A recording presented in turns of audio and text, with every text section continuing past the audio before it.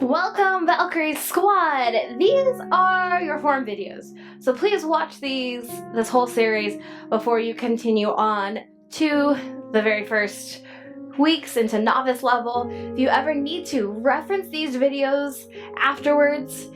If you have any need modifications for any moves, this is where all the plethora of modifications are going to be. So, this is your plank form. I'm going to show you a couple of different planks. The most common one is hands plank. I prefer a lot of the forearm plank, especially if you have sensitive wrists. So that's your first modification. If you have sensitive wrists, always bring it down to the forearms. Now, I only have a wall and a box here, but if you know being on the floor is actually too intense for you, you will use a wall for your plank or a countertop, a couch, chair, or box. Getting lower and lower and lower, I highly encourage moving up to an elevated surface for your planks before you go down onto your knees. This will build up a lot more strength versus putting a lot of pressure on the knee joints. Now, from a plank, whether it's on the forearms or on the hands, they get pretty similar at that point.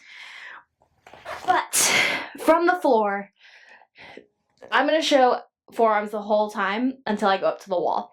Your shoulders and elbows are going to be stacked. A lot of the time we like to clasp our hands and pray for the end of the plank. Unfortunately, it's really bad for the shoulders as they will roll inwards. So separating out the hands will help pull the shoulders down away from the ears and activate the lats, so the muscles right around that bra. From here, now up on the toes, feet wider apart is going to give you more stability. A lot of the time the planks end up like this because it feels better on the shoulders and the core. Unfortunately, you are not Mount Ramiel, so bring it down. Shoulders always stacked over those elbows. And don't let the hips sink. I want those hips to be about shoulder height, and you're pulling the belly button in so we're not letting that butt stick up and the belly fall forward.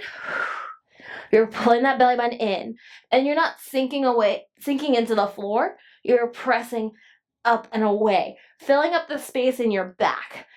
So when we sink, what happens is the shoulder blades pull back, which is great for rows and upper body moves, but for this, we want to fill up the space in the back and feel the whole back and the lats engage. Legs stay straight, quads engage. Now you're moving up to elevated surfaces. Box, chair, couch, counter, all pretty much the same. As you can see, I came up to my hands on this one. Shoulders are stacked over those wrists. You can bring it down to the forearms. This is great too. Any plank, I want you to squeeze the quads. So think of pushing those legs to straight as far as you can and then rising up onto the toes as much as you can. That's what's going to change and make it feel it in your quads.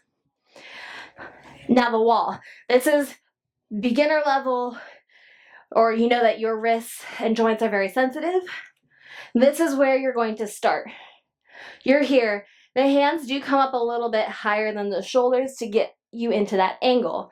My camera is not always at a great angle for this move, but the lower I start to walk down, the more challenging it is. This is a great way to start, and it is a wonderful place to be. So take those modifications where you need to before you drop down to the knees. If you're like, I need to drop, bring it up to an elevated surface and it will be gold for you.